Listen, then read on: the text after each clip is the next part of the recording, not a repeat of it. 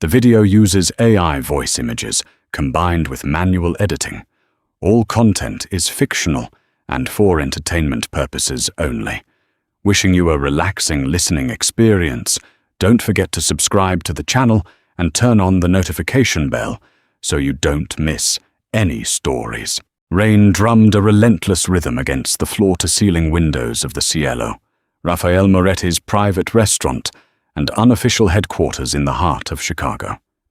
It was a miserable Tuesday evening, the kind that soaked through coats and chilled the bones.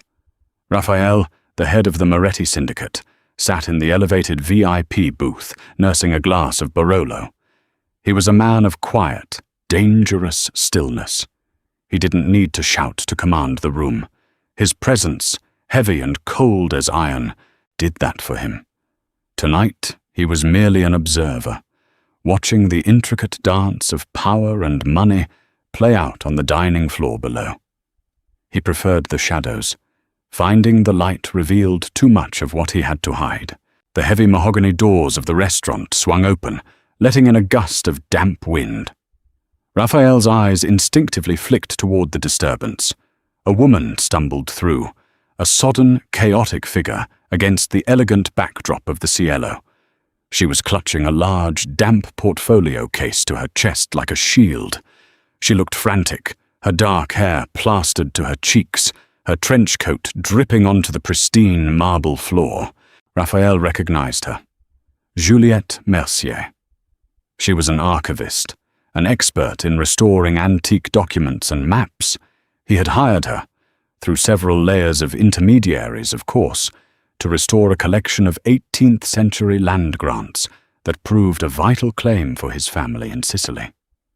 She was supposed to deliver the first batch of restored documents 20 minutes ago. Punctuality was a demand in Raphael's world, not a request. As she moved past the maitre d', who was looking at her with thinly veiled disdain, Raphael noticed it. It wasn't the way she clutched the portfolio, nor the frantic apologies she seemed to be whispering to the air. It was her walk. She was limping. It wasn't a slight hitch in her step. It was a heavy, painful drag of her right leg. Every step seemed calculated, a struggle against a silent agony. She paused, leaning against a velvet-roped stanchion, her face pale, lips pressed together in a tight, white line. He watched her approach the private dining room, where his associate, Carlo, was waiting to receive the documents. She pushed the door open, her apologies audible even from Raphael's distance. "I am so sorry, profusely sorry," she gasped, her voice trembling slightly. "The L train stalled, and then I couldn't get a cab in this downpour, and I—" Carlo, a man known for his lack of patience, held up a hand. "Just the documents, Miss Mercier." Juliette nodded, setting the heavy case on the table. As she shifted her weight, a sharp intake of breath hissed through her teeth. She grabbed the edge of the table, knuckles white. From his vantage point, Raphael's eyes narrowed. He motioned to his right-hand man, Elias, who stood silently in the shadows. "Bring her up," Raphael ordered, his voice barely a murmur. Elias hesitated, surprised. "The archivist, boss?" Now, minutes later, the heavy door to Raphael's booth slid open. Juliette stood there, flanked by Elias, looking like a deer caught not just in headlights, but in the path of a speeding freight train. She was shivering, the dampness of her clothes clinging to her. "Mr. Moretti?" she said, her voice surprisingly steady, despite the clear tremor in her hands. She knew who he was. Everyone in this city who dealt in high-value antiquities knew who Rafael Moretti was, even if they pretended otherwise. "You are late, Miss Mercier," Raphael stated, his voice a low, rumbling baritone that seemed to vibrate in the air. He didn't offer her a seat. "I know, and I apologize profusely. The weather—" "I don't care about the weather," he cut her off smoothly. He leaned forward slightly, resting his forearms on the table, his dark, unreadable eyes fixed on her. I care about why you are dragging your right leg like it's made of lead." Juliet blinked, clearly thrown off balance. She glanced down at her sodden, scuffed pumps. It's nothing. Just a clumsy fall on the stairs. My heel caught." Raphael stared at her for a long, heavy moment. He was a man who spent his life deciphering lies, reading the subtle tells of fear, greed, and deceit. The woman standing before him was terrified, yes, but not of him. Not entirely. The pain etched around her eyes was real, and it wasn't just from a twisted ankle. "Take off the shoe," he commanded softly. Juliet stiffened. "Excuse me?" "The shoe, Miss Mercier. Take it off." She hesitated, her eyes darting between him and Elias, but the quiet menace in Raphael's tone left no room for argument. Slowly, leaning heavily on the table for support, she reached down and unbuckled the strap of her right shoe. As she slipped it off, she couldn't suppress a small gasp of pain. Raphael stood up and walked around the table. He stopped in front of her, the scent of rain and old paper clinging to her. He looked down. Her ankle was swollen to nearly twice its normal size, the skin stretched taut and angry, a violent tapestry of purple and black bruising creeping up her calf. "A fall on the stairs," Raphael repeated, his voice dangerously soft. "Yes," she whispered, looking down. Raphael reached out, his large, scarred hand hovering inches from the bruised skin. He didn't touch her, but he could feel the heat radiating from the injury. "Elias," Raphael said, his eyes never leaving Juliet's pale face. "Get the car. We are taking Miss Mercier to Dr. Rossi." "Mr. Moretti, that's not necessary." Juliet started, panic flaring in her eyes. "It wasn't a request," Raphael interrupted, his gaze finally meeting hers. He saw the flash of defiance there, a spark beneath the fear, and something unexpected stirred within him. "You are working for me, Miss Mercier. I don't tolerate broken tools." He turned away, dismissing her protests, but as he walked back to his seat, a nagging question echoed in his mind. Why would an archivist lie about how she got hurt? And more importantly, why did he care? As Elias guided a protesting Juliet toward the private elevator, Raphael picked up his glass of Barolo. The deep red liquid caught the dim light, mirroring the dark bruise on her ankle. The game had shifted, and he wasn't entirely sure what the new rules were. He only knew that Juliet Mercier was hiding something, and Raphael Moretti hated secrets he didn't control, especially when they belonged to someone who intrigued him. The silence in the back of Raphael's armored SUV was thick and heavy, punctuated only by the rhythmic thwack of the windshield wipers. Juliet sat stiffly against the plush leather, her injured foot resting awkwardly on the floorboard.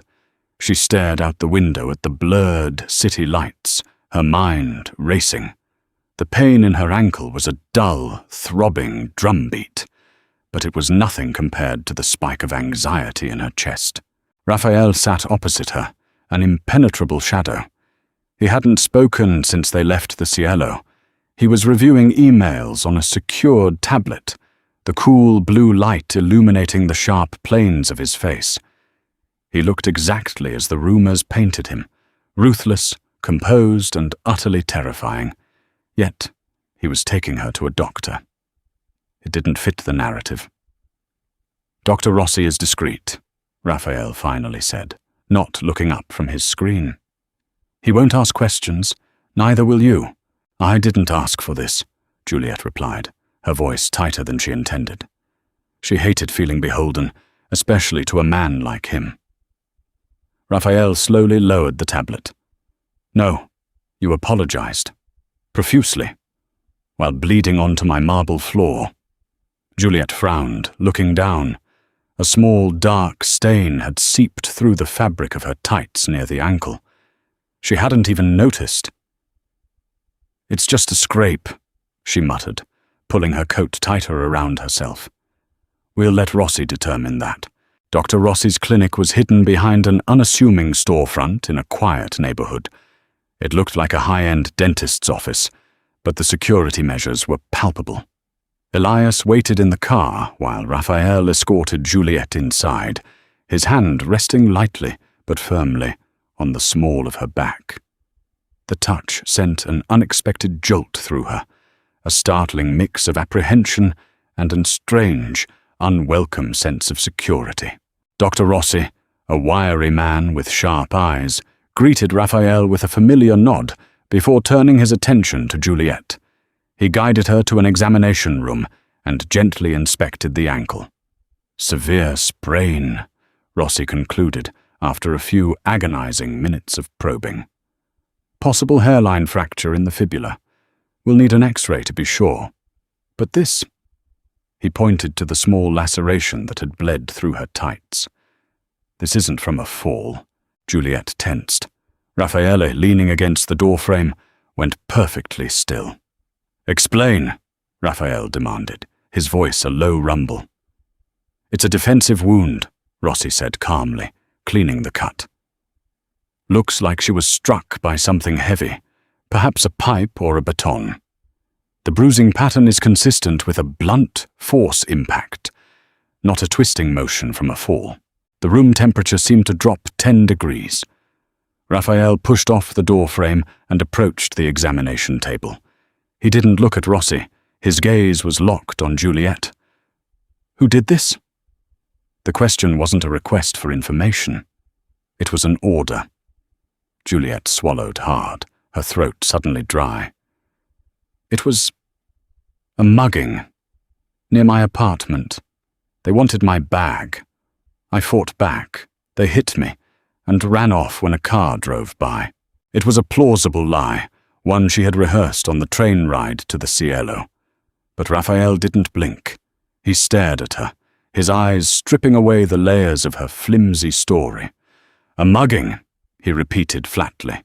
"You fight off a mugger, get your leg smashed, and your first priority is to deliver centuries-old paper to a man you know is dangerous, apologizing for being 20 minutes late." "I take my work seriously," she countered, lifting her chin defensively. "No one takes their work that seriously, Miss Mercier," Raphael said, leaning in closer.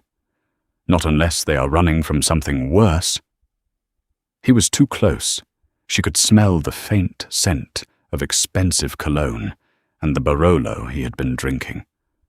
She felt a sudden, terrifying urge to tell him the truth, to unburden herself of the terror that had been choking her for weeks. But she couldn't. It would put him in danger, or worse, it would give him leverage over her. "It was a mugging," she repeated, her voice barely a whisper, but firm. Raphael studied her for a long moment, the silence stretching taut between them. Finally, he turned back to Dr. Rossi. "Fix her," he ordered. "Cast, brace, whatever she needs.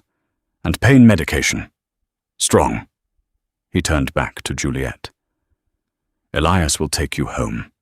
You will rest for the next 3 days. The restoration can wait." "I can work from home," she protested immediately. "I have the setup." "You will rest," he interrupted, his tone final. "And you will accept the security detail I am placing outside your apartment." Juliet gasped. "Absolutely not. I don't need—" "You don't have a choice," Raphael said, his voice dropping to a terrifying softness. "If you were mugged, your neighborhood is unsafe. If you are lying to me, then whoever did this is still out there.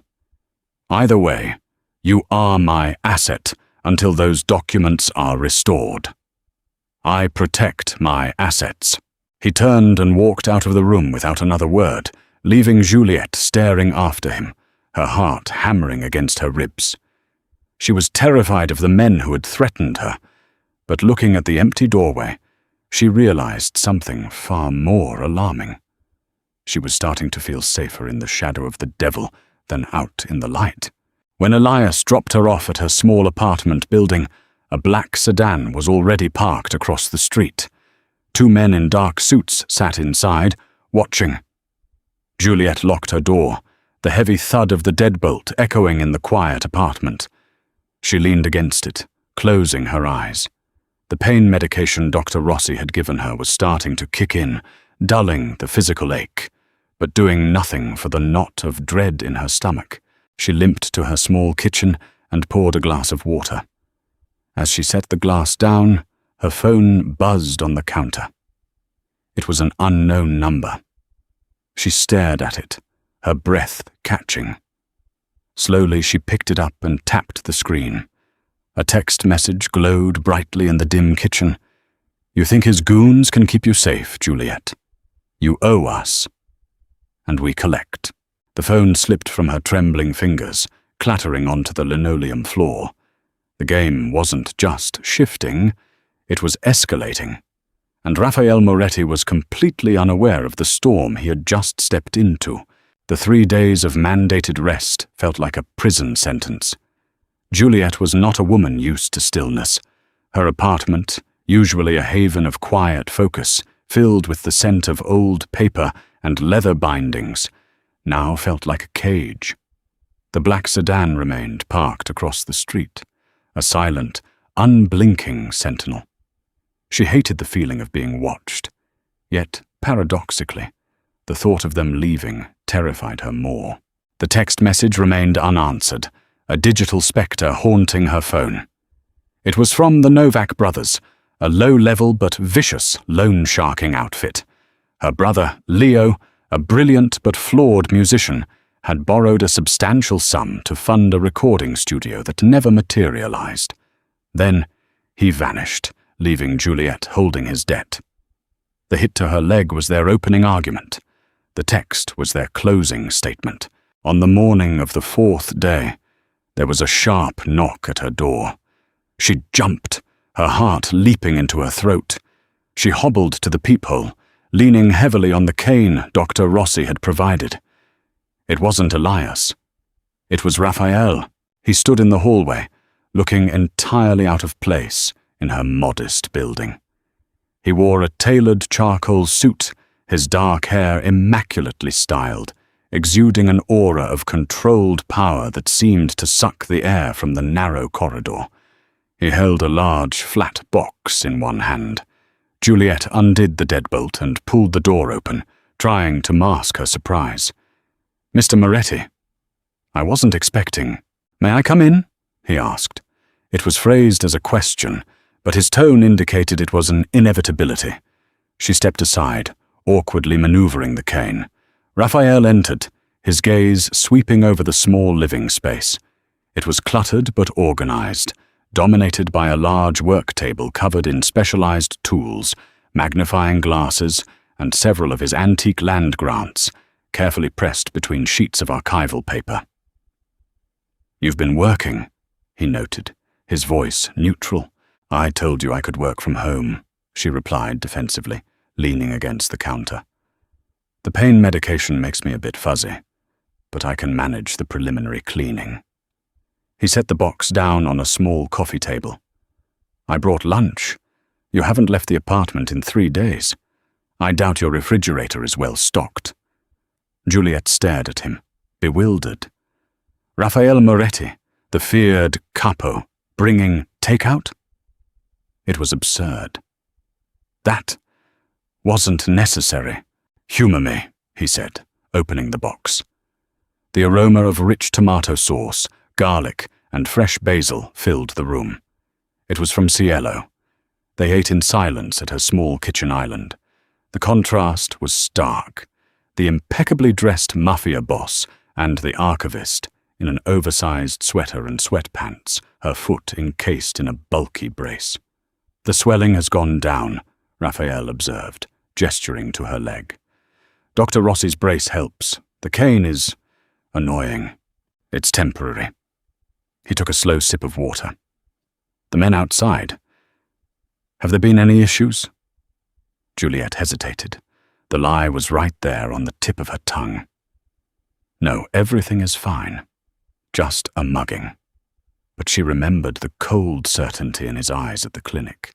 He knew she was lying, and the text message burned in her memory. "No issues," she said softly, staring down at her pasta. "They've been very present." Raphael set his fork down. "Miss Mercier, Juliette." She looked up, startled by the use of her first name. "I am not a patient man," he said, his voice dropping into that dangerous register. "I deal in truths, ugly truths, beautiful truths, but always truths. You are hiding something, and it is bleeding into my world." He leaned closer, his dark eyes intense. "You think you are protecting someone, a lover, a family member." He saw the micro-expression flash across her face, the slight widening of her eyes. "Ah, family. A brother, perhaps? A sister?" "It's none of your business," she snapped, panic rising. "I am doing the job you hired me for. It became my business the moment you bled in my restaurant," he countered smoothly. "And it became my business when I put my men outside your door to protect you from a threat you refuse to name." He reached into his breast pocket and withdrew a folded piece of paper, sliding it across the counter toward her. Juliette picked it up with trembling fingers. It was a printed photograph. It showed her brother, Leo, looking disheveled and terrified, standing on a street corner she didn't recognize. The timestamp on the photo was from yesterday. "Where did you get this?" she breathed, the blood draining from her face. "I have resources," Raphael said simply. "He's in Detroit, hiding. He owes money to the Novaks. Am I correct?" Juliette dropped the photo, burying her face in her hands. The secret was out. The burden she had carried alone for weeks was suddenly exposed to the light. A ragged sob tore from her throat. Raphael watched her, his expression unreadable. He had expected denial, perhaps anger. He hadn't expected the sheer, crushing relief that seemed to accompany her breakdown. He stood up and walked around the island. He didn't offer a platitude or a comforting touch. He simply stood near her, a silent, solid presence. "They hit me," she whispered, her voice muffled by her hands. "They said it was a warning. If Leo doesn't pay by the end of the month, they'll—" She couldn't finish the sentence. "They won't touch you again," Raphael said, his voice cold and hard as steel. "And they won't find your brother." Juliette looked up, her eyes red and tear-filled. "You can't get involved. The Novaks are crazy. The Novaks are street thugs," Raphael interrupted, a sneer curling his lip. "They are pests, and pests are easily dealt with." He reached out, his thumb gently brushing a stray tear from her cheek. The touch was startlingly tender, a stark contrast to the violence in his words. "You are under my protection now, Juliette," he murmured, his eyes locking onto hers. "Focus on the documents. Let me handle the rest." Before she could process his words, or the strange flutter in her chest caused by his touch, his phone rang. The harsh, electronic sound shattered the fragile moment. Raphael checked the caller ID, his expression hardening instantly. He answered the call, turning away from her. "Yes." He listened for a moment, his jaw clenching tightly. "Are you certain?" he asked, his voice low and dangerous. He listened again. "Bring him to the warehouse. I'll be there in 20 minutes. He ended the call and turned back to Juliette. The brief moment of vulnerability was gone, replaced by the chilling facade of the capo. "Lock the door behind me," he instructed, already moving toward the exit. "Do not open it for anyone but Elias." "Raphael, wait!" Juliette called out, struggling to stand up. "What's wrong? Is it Leo?" He paused at the door, looking back at her. The shadows in his eyes were deeper, darker. "No," he said softly. "It's someone much closer to home." The door clicked shut, the heavy deadbolt sliding into place automatically. Juliet stood alone in her apartment, the scent of expensive food and old paper lingering in the air, the silence suddenly deafening. The game hadn't just escalated, it had exploded, and she was standing right in the blast zone. The industrial district on the south side was a graveyard of rusting iron and broken concrete. The warehouse Raphael owned there wasn't used for storage, it was used for conversations that required absolute privacy, and, occasionally, a lack of witnesses. Raphael stood in the center of the vast, echoing space, the collar of his overcoat turned up against the damp chill. Elias stood to his right, a silent sentinel. In front of them, bound to a metal chair, was Carlo, the same Carlo who had been waiting for Juliet's documents 4 days ago, the man who had been a lieutenant in the Moretti family for 15 years. Carlo's face was bruised, a split lip leaking a steady trickle of blood down his chin. He looked terrified, but beneath the fear, Raphael saw the ugly sheen of defiance. "Why, Carlo?" Raphael asked, his voice devoid of anger, which made it all the more terrifying. 15 years. We broke bread. I stood godfather to your daughter." Carlo spat a glob of blood onto the concrete. "Things change, Raffaele. The old ways, they don't work anymore. The Russians are moving in, offering better cuts, more territory. You're too cautious." "I am careful," Raphael corrected softly. "There is a difference.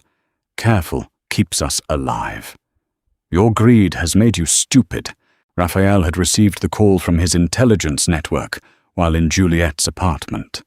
Carlo had been caught selling shipping schedules to a rival syndicate, the very schedules that moved Moretti weapons and contraband.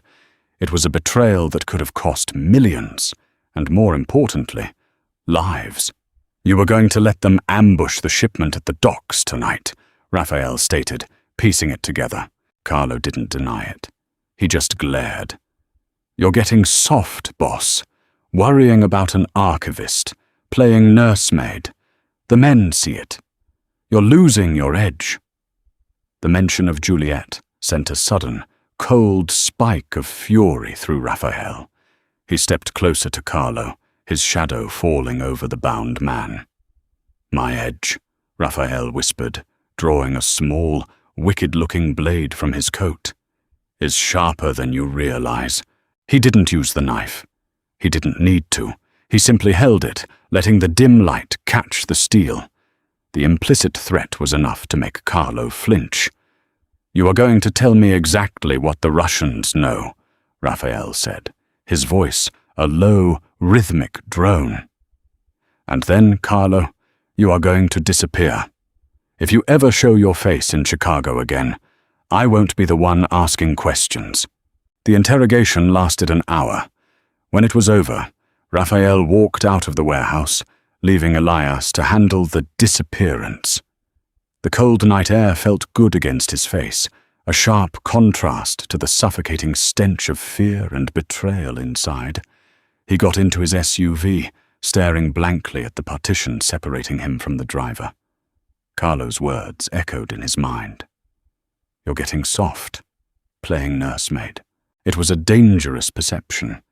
In his world, weakness was an invitation for a knife in the back.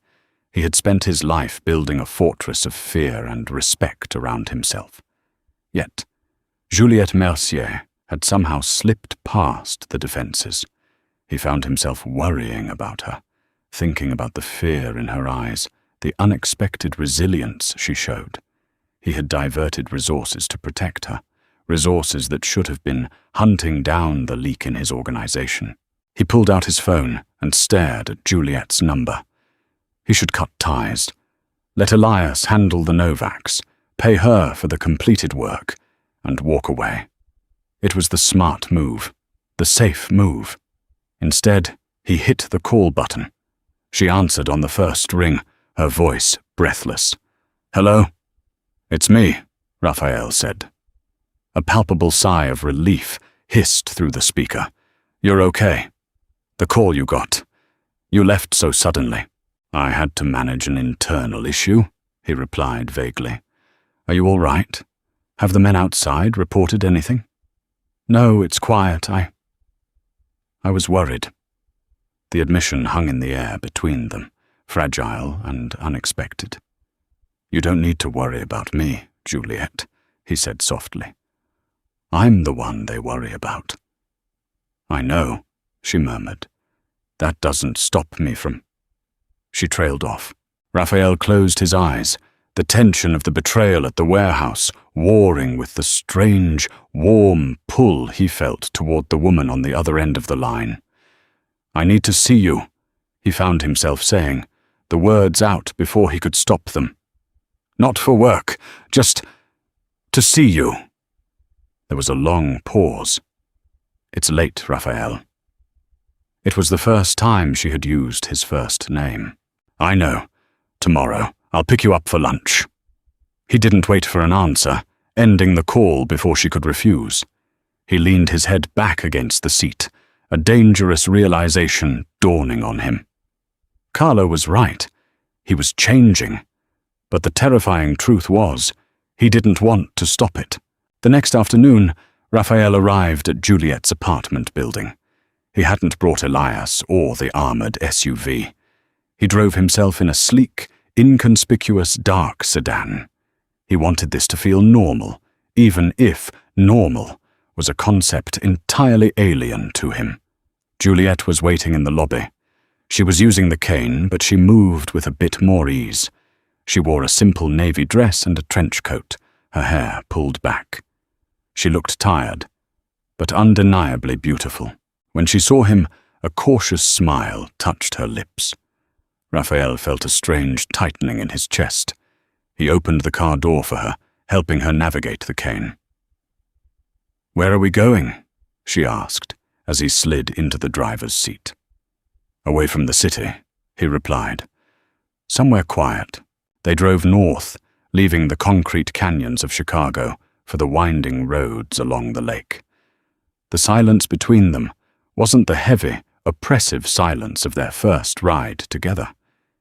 It was hesitant, testing the boundaries of this new, undefined dynamic.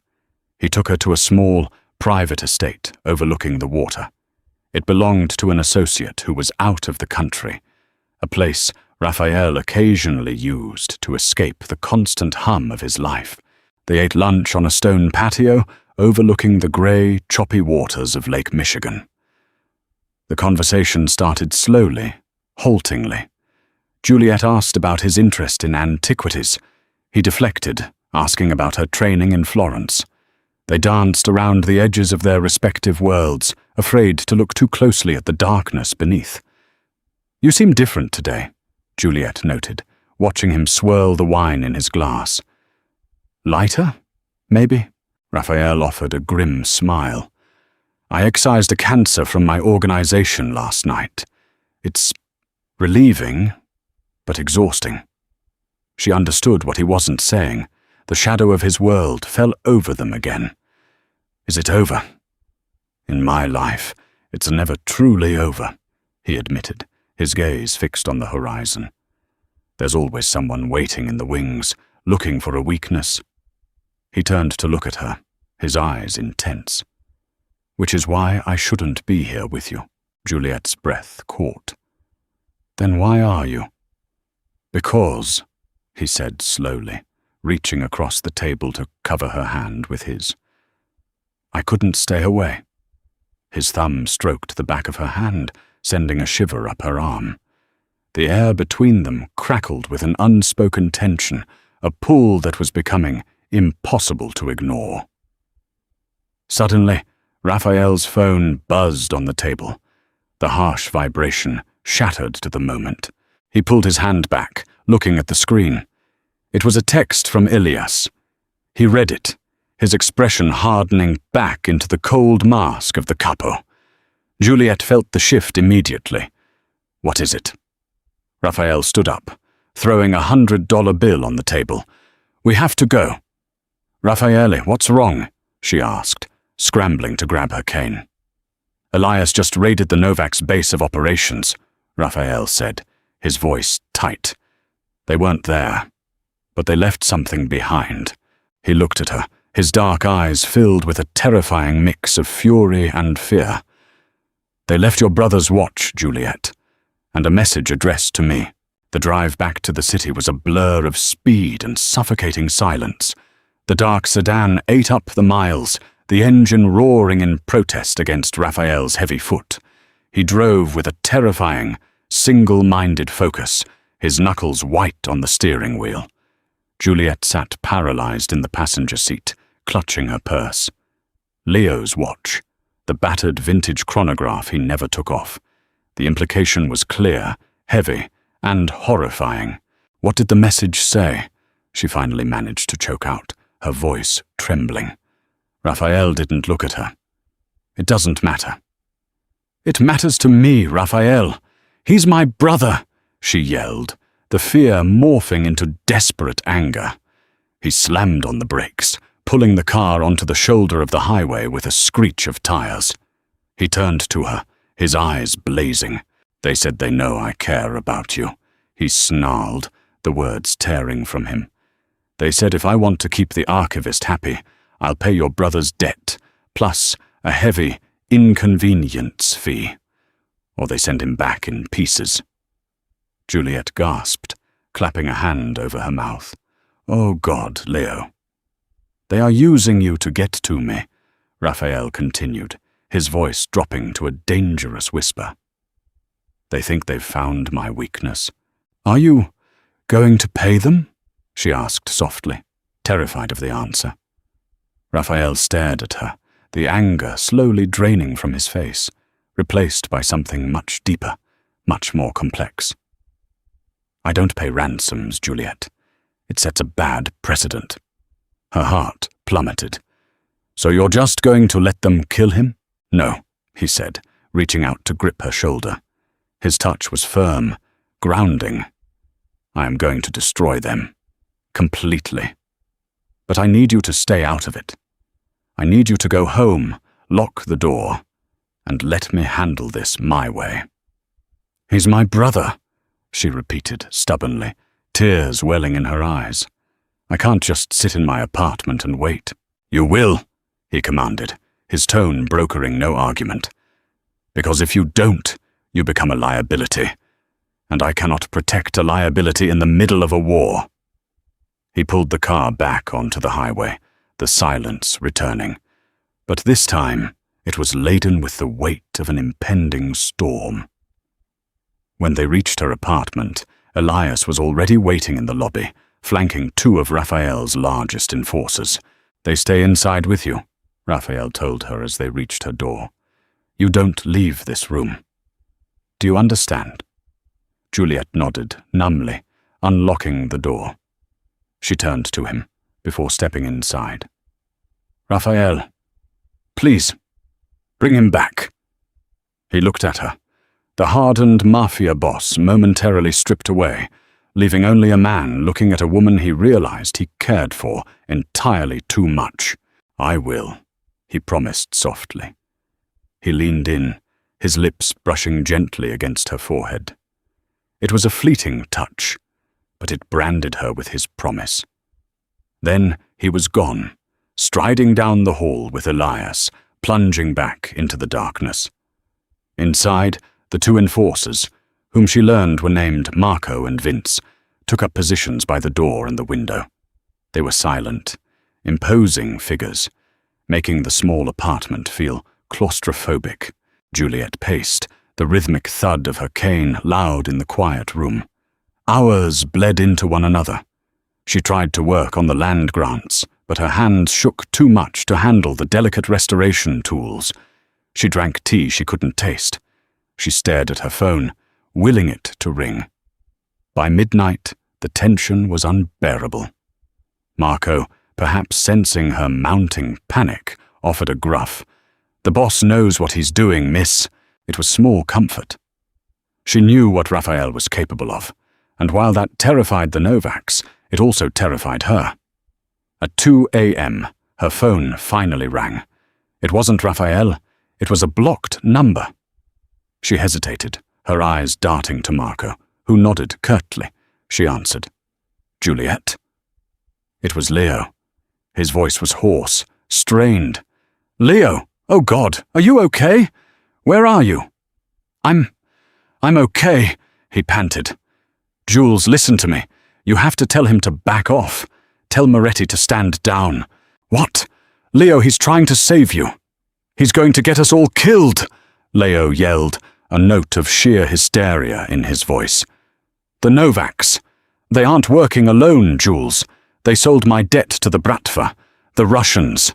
This isn't a shakedown anymore. It's a trap for Moretti." The blood roared in Juliet's ears.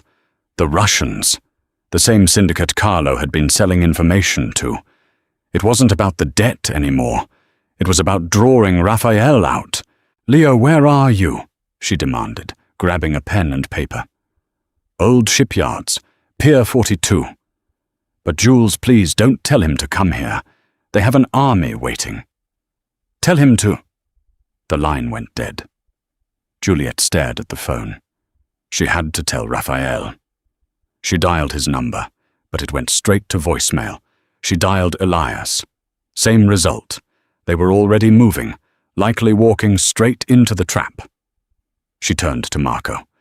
"I need to go to Pier 42. "Now." Marco shook his head. "Boss's orders, miss. You stay here." "Marco, listen to me," she said, her voice shaking with urgency. "It's a trap. The Russians are waiting for him. If he goes in there, he'll die." Marco hesitated, a flicker of doubt crossing his stoic face. He pulled out his radio, trying to reach Elias. Static hissed back at him. "They're jamming the signals," Vince noted grimly from the window. Juliet made a decision. It was reckless, stupid, and violated every instinct she had to stay safe. But Raphael was walking into a massacre because of her brother. Because of her. "I'm going," she stated, grabbing her coat and cane. "You can either stop me, or you can drive me." Marco and Vince exchanged a long look. The code of loyalty to their boss was absolute, but letting him walk blindly into a trap was a betrayal of that very loyalty. "Vince, stay here," Marco ordered, grabbing his keys. "Miss Mercier, let's go." As they rushed to the car, Juliet's heart hammered against her ribs. She was plunging into the abyss, leaving the safety of her quiet life behind. She only hoped she wasn't too late to pull Raphael back from the edge. The rain had returned, a cold, driving downpour that slicked the streets and obscured the streetlights as Marco tore through the city toward the shipyards. Juliet sat in the passenger seat, her knuckles white as she gripped the handle above the door. She had abandoned the cane. It was too slow. "How far?" she asked, her voice tight over the roar of the engine. 10 minutes, Marco grunted, his eyes fixed on the road. He was driving with terrifying precision, pushing the heavy SUV to its limits. The old shipyards at Pier 42 were a desolate stretch of rusted cranes, abandoned warehouses, and rotting docks jutting out into the black water of the lake. It was an area the city had forgotten, a perfect place for things to disappear. As they neared the pier, Marco cut the headlights, navigating by the ambient glow of the distant city skyline. He pulled the SUV into an alleyway between two dilapidated storage sheds, cutting the engine. "We go on foot from here," Marco whispered, drawing a heavy semi-automatic pistol from his shoulder holster. "Stay behind me, miss. Do exactly as I say."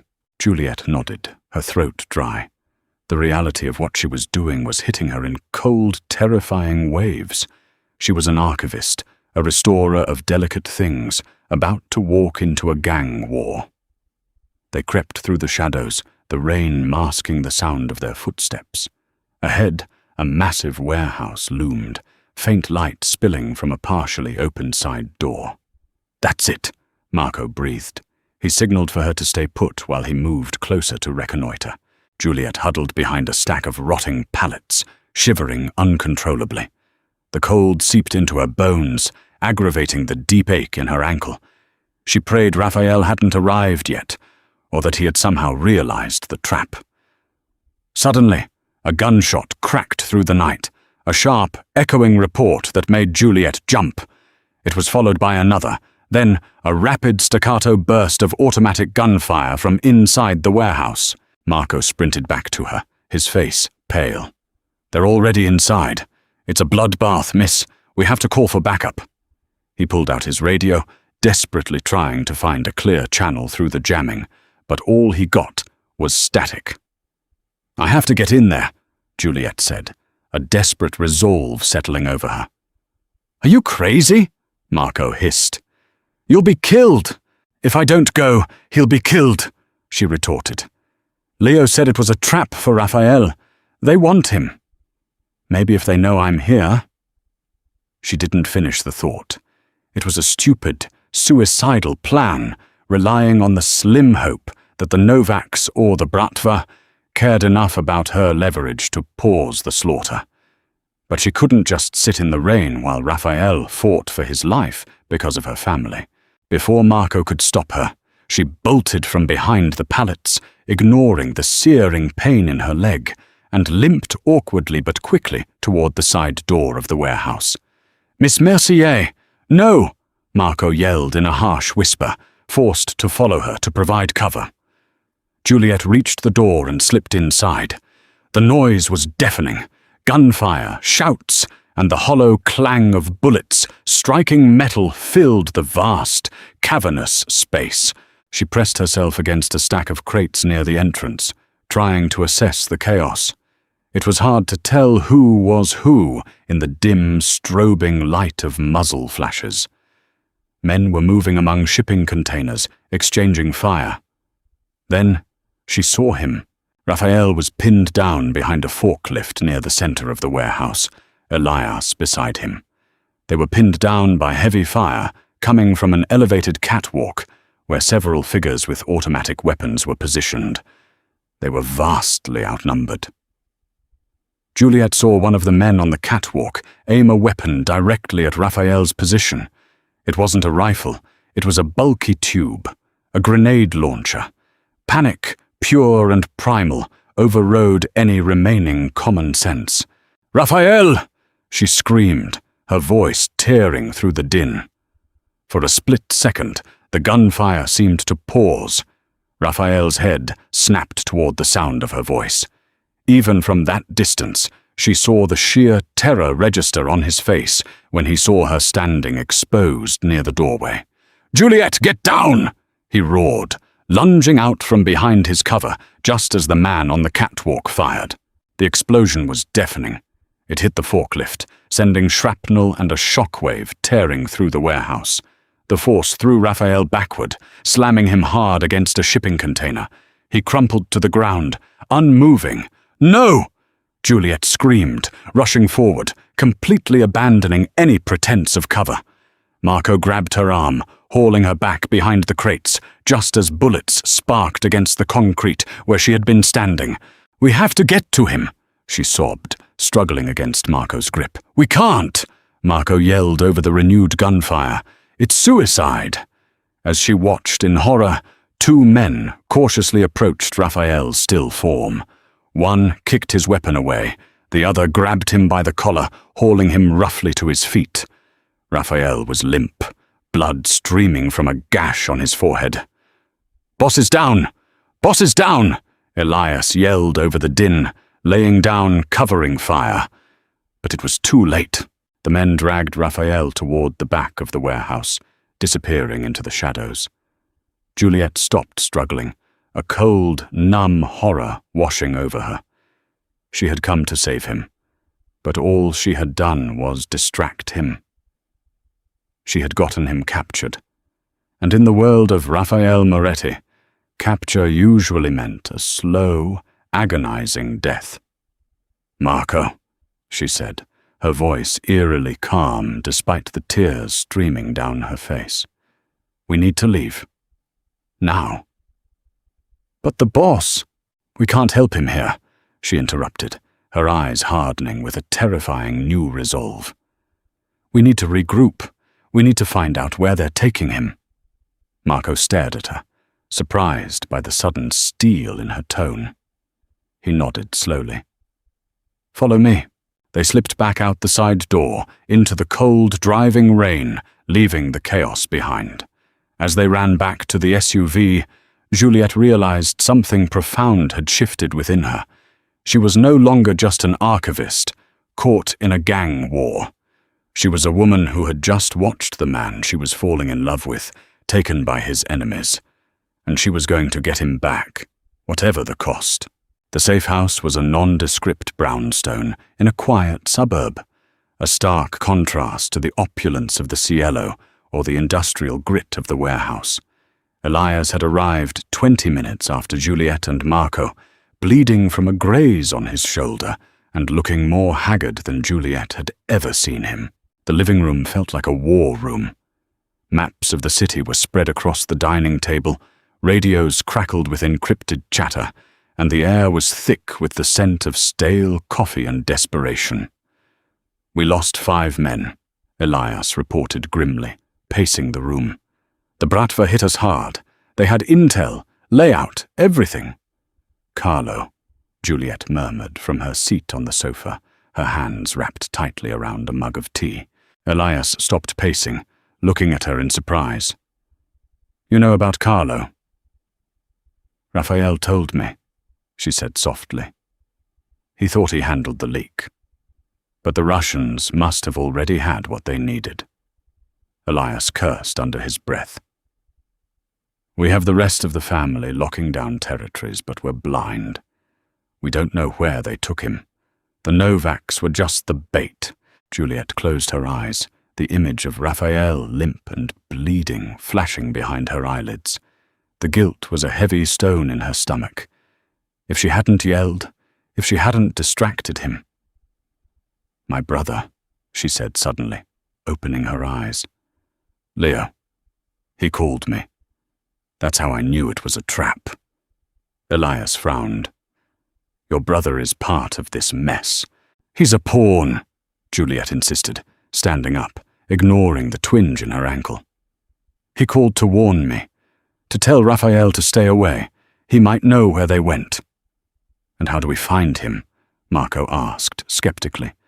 "He's been hiding for weeks." "I know how he thinks," Juliet said, moving to the table. She grabbed a map. "Leo isn't a criminal mastermind. He's a terrified musician. He always goes to places he knows. He used to play gigs at these underground jazz clubs in the South Loop." She circled a few blocks. "If he escaped the warehouse, he'll be hiding somewhere familiar." Elias studied the map, then looked at Juliet. He saw the determination in her eyes, a reflection of the fierce loyalty his boss commanded. "Marco, take 2 men. Sweep these blocks," Elias ordered. "If you find him, bring him here gently. We need him talking." Marco nodded and left quickly. The next 3 hours were an agonizing wait. Juliet tried to make herself useful, brewing more coffee, organizing the scattered notes on the table. She needed to keep moving, to keep her mind from picturing what the Bratva might be doing to Raffaele. Finally, the front door opened. Marco walked in, followed by a bedraggled, terrified-looking man. Leo. He looked awful. His clothes were torn, he had a black eye, and he was shaking like a leaf. When he saw Juliet, he almost collapsed. "Jules," he sobbed, reaching out for her. Juliet hugged him tightly, the relief of seeing him alive, battling with her anger. "You idiot," she whispered fiercely into his shoulder. "What have you done?" Elias didn't give them time for a long reunion. He stepped forward, imposing and impatient. "Where is he, Leo? Where did they take Moretti?" Leo flinched away from Elias. "I don't know. I swear they just kept me in a locked room. They only brought me out to make that call to Jules." "Think!" Elias roared, slamming a hand on the table. "Did you hear anything? Accents? Names? Smells?" Leo squeezed his eyes shut, trying to concentrate. "Smells, yes. It smelled like sulfur and rotting fish. It was damp." The shipyard smelled like that, Marco noted. No, this was different. Enclosed, Leo insisted. And I heard trains, loud trains, constantly rumbling overhead. Elias frowned, leaning over the map. Sulfur, fish, trains overhead. The old meat-packing district, Juliet breathed, pointing to an area on the map. The elevated tracks run right over the old processing plants near the river. A lot of them are abandoned. Elias looked at her, then back at the map. There's an old slaughterhouse there, owned by a shell company we suspect the Bratva uses for money laundering. He tapped the spot on the map, his eyes hardening. That's it. That's where they have him. We need to hit it now, Marco said, checking his weapon. No, Elias said slowly. If we hit it hard, they'll execute him before we get through the door. It's a fortress. Then what do we do? Juliet asked, the panic returning. Elias looked at her, a strange, calculating gleam in his eye. They want leverage. They used you to get him. Maybe we use you to get him back. Juliet stared at him. Me? How? A trade, Elias suggested grimly. We offer you for him. It gets us through the front door. It gets us close. Are you out of your mind? Leo yelled, stepping in front of his sister. You're not offering my sister to the Russian mob. It's a Trojan horse, Elias explained to Juliet, ignoring Leo. We wire you up. We have strike teams ready to breach the moment you confirm he's alive. It's incredibly dangerous, Miss Mercier. I wouldn't suggest it if I had another way. Juliet looked at Elias, then at the spot on the map. It was suicide. It was walking into the lion's den with nothing but a wire and a prayer. But Raphael had walked into a trap for her family. He had taken a grenade blast meant for her. She remembered the look in his eyes when he promised to bring her brother back, the gentle touch of his lips on her forehead. Do it, she said, her voice steady. Jules, no, Leo begged. I have to, Leo, she said softly, turning to her brother. He saved you. He tried to save me. I owe him this. Elias nodded, a grim respect settling over his features. All right, let's get you wired. We move in an hour. As the technicians strapped the tiny microphone to her chest, Juliet felt a strange sense of calm wash over her. The fear was still there, a cold knot in her stomach, but it was eclipsed by a fierce, undeniable truth. She was going to save the devil, even if she had to walk through hell to do it. The smell was exactly as Leo described. Cloying, metallic sulfur mixed with the damp rot of the nearby river. The old slaughterhouse loomed in the pre-dawn mist, a hulking monolith of stained brick and rusted iron beneath the shadow of the elevated tracks. Juliet stood outside the heavy steel doors, shivering in the damp chill. She wore a simple coat, the wire taped securely beneath her blouse. A tiny earpiece allowed her to hear Elias, who was coordinating the strike teams surrounding the building. Remember the plan, Elias's voice crackled in her ear. Confirm he's alive. Find out how many guards are in the immediate room.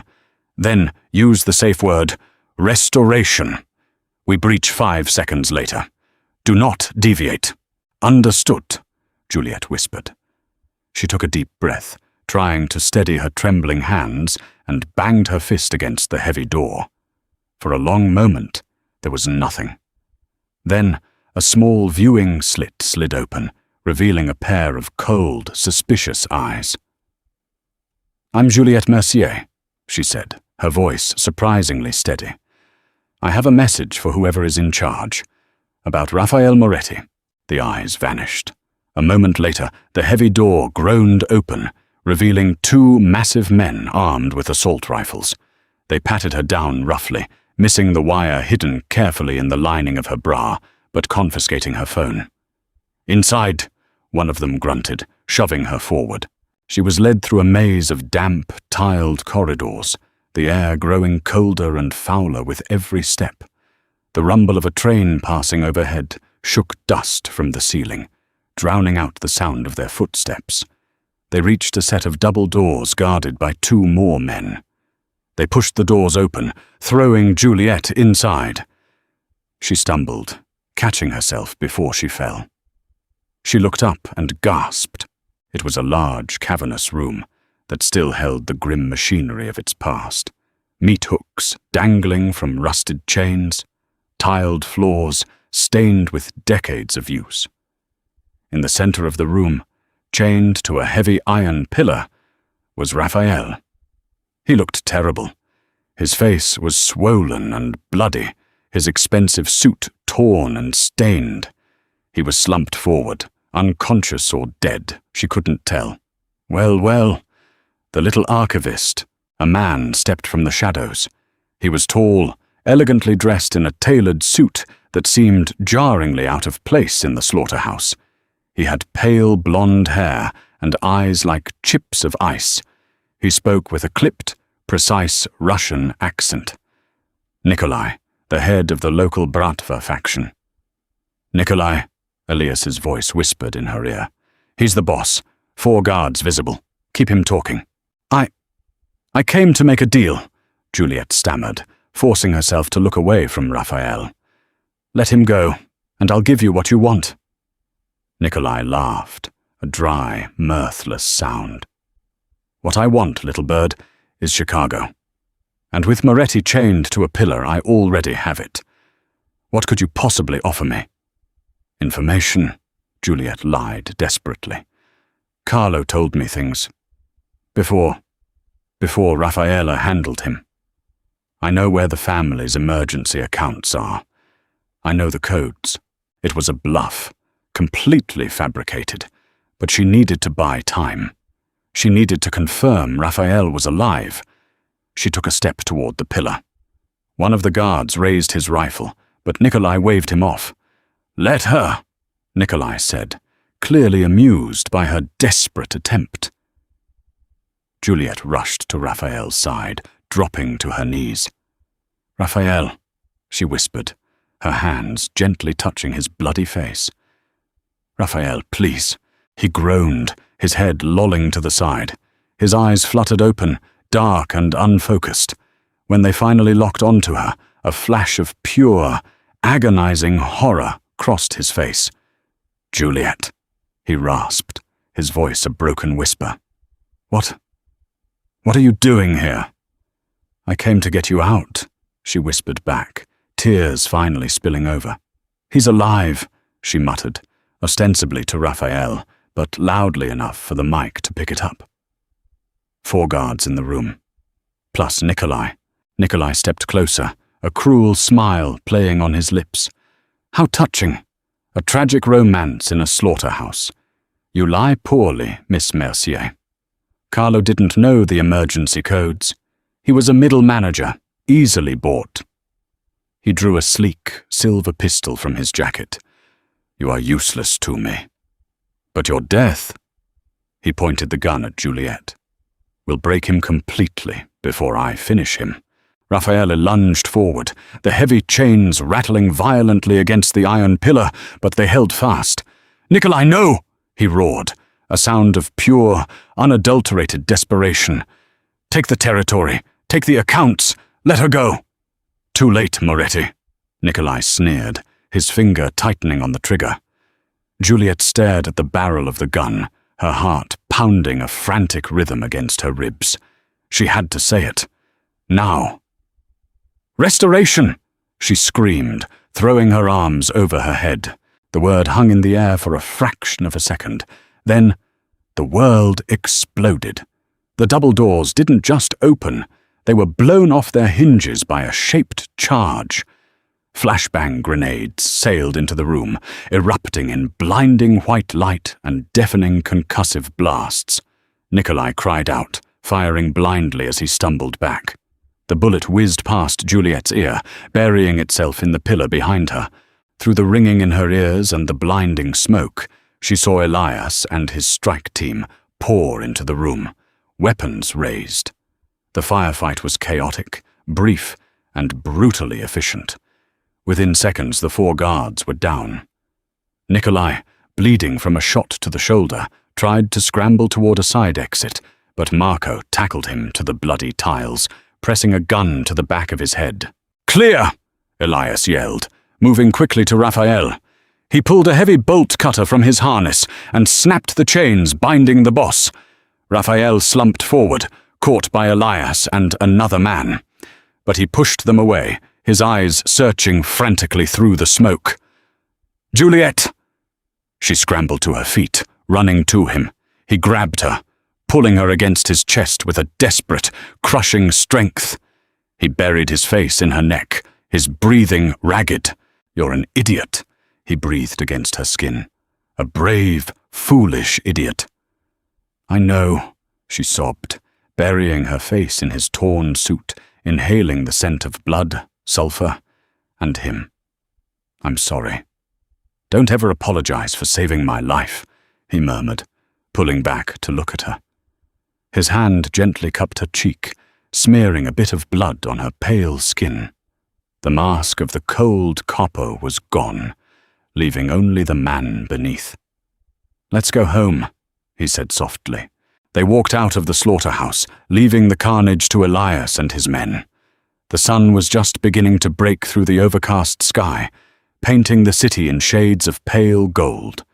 As they reached the waiting SUV, Raphael stopped, looking down at her. He leaned in, and this time, the kiss wasn't a fleeting promise on her forehead.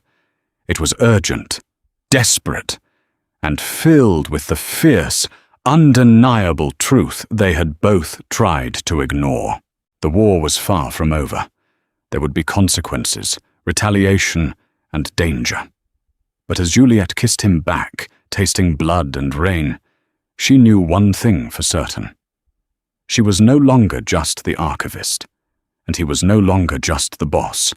They were bound together, not by debts or fear, but by a choice made in the darkest of places. The 3 weeks following the slaughterhouse raid were a blur of calculated chaos.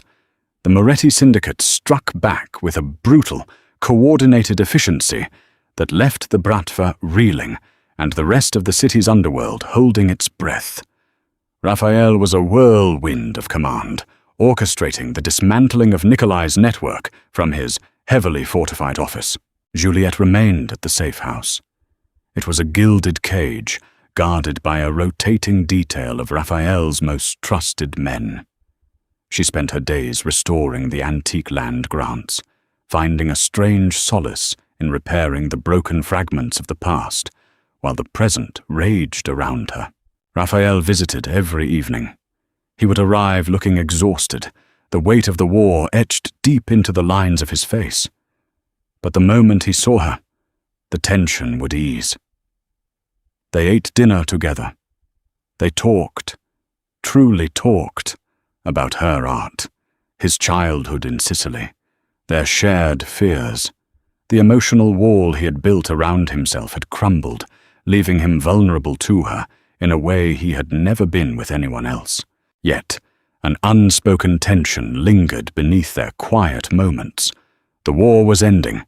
Raphael's victory was all but assured. But what happened after? One evening, Raphael arrived earlier than usual. He wasn't wearing a suit. He wore a simple sweater and dark jeans. He looked younger, lighter. "It's over," he announced softly as he entered the small study where Juliet was working. She looked up, pausing her delicate brush strokes. "Nikolai, gone. The Bratva remnants are retreating to the east coast. The city is secure." He walked over to her table, looking down at the nearly finished land grant. "You've almost finished." "A few more days," she replied, carefully setting her tools aside. She looked up at him, her heart thumping a sudden, nervous rhythm. "So, what happens now?" Raphael pulled up a chair and sat across from her. He reached out, taking her hands in his. "That depends entirely on you, Juliet." His dark eyes were intense, searching hers. The danger is neutralized for now. Your brother's debt is cleared, and he's safely relocated to a quiet town in Maine, courtesy of my resources. You are free." The word hung heavily in the air. Free. "I can arrange for a generous payment for your work," he continued, his voice tight. "Enough to set up your own restoration studio anywhere you want. Paris, Florence, away from all this, away from me." Juliet stared at him, feeling a sudden, cold panic. "Are you sending me away?" "I am giving you a choice," he corrected gently. "My world is dark, Juliet. It is violent, and it demands constant vigilance. I never wanted you dragged into it. You are light, and patience, and creation. Ideal in destruction." He stroked her knuckles with his thumbs, a touch that belied the harshness of his words. "I love you, more than I thought myself capable of. And because I love you, I have to let you walk away if you want to. I will not trap you in a life you didn't choose." Tears pricked the corners of Juliet's eyes. He was offering her the escape she had desperately wanted weeks ago.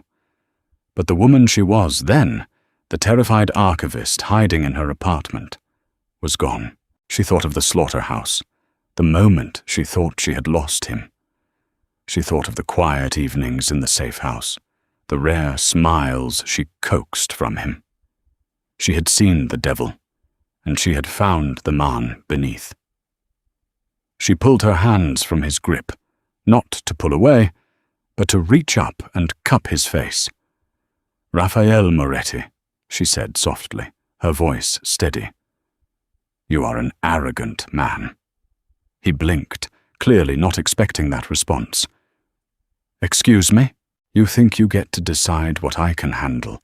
She smiled, a sad, knowing smile. "You think you're the only one who can carry weight. I walked into a slaughterhouse for you. I stood in front of a gun for you." She leaned in, her forehead resting against his.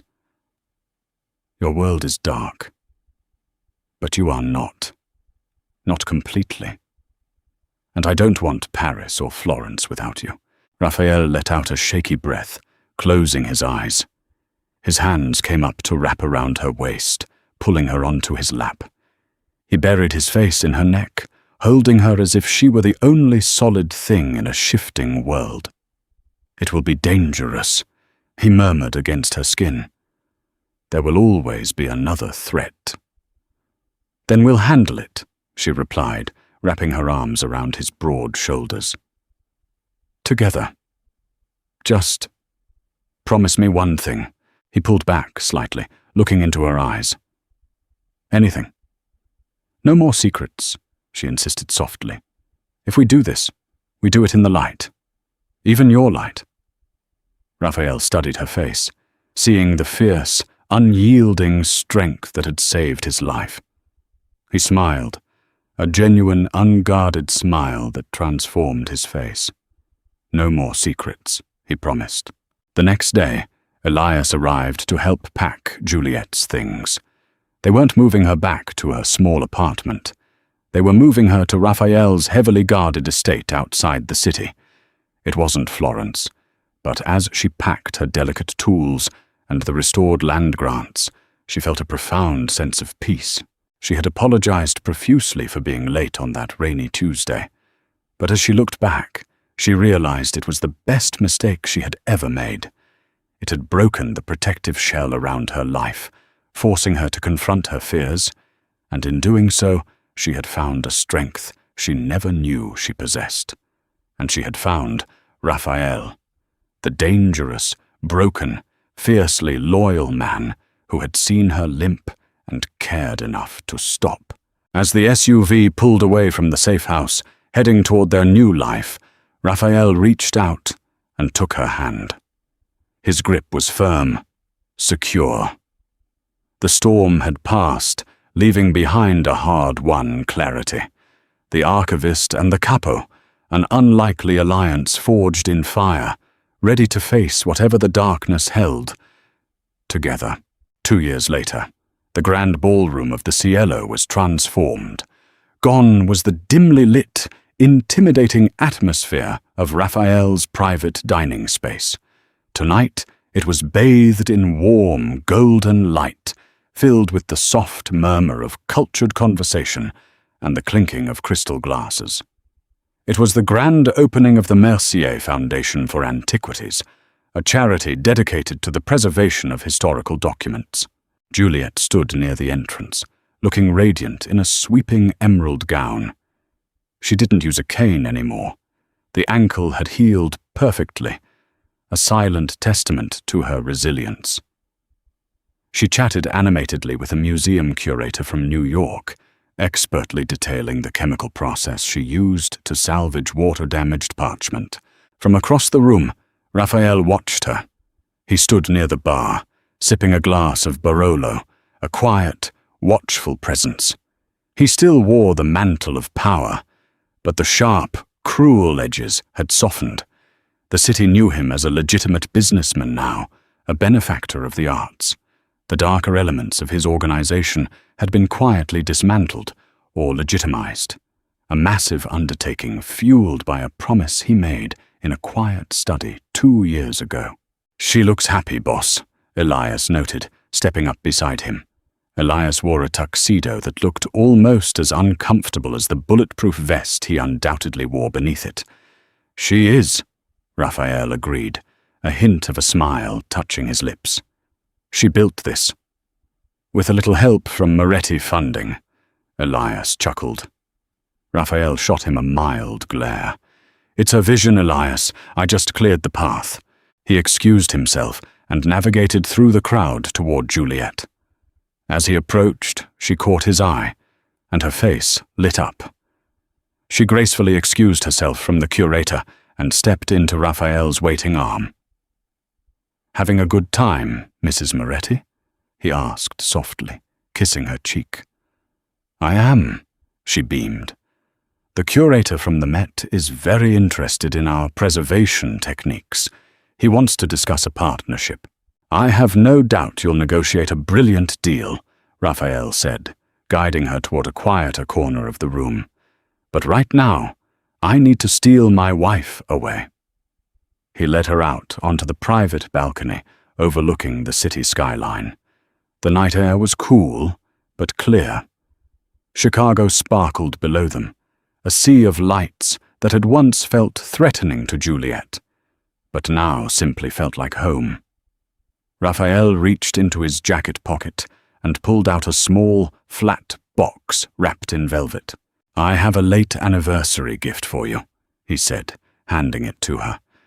Juliet looked at him, surprised. "Raphael, you already gave me the foundation." "That was for your work," he said gently. "This is for you." She opened the box.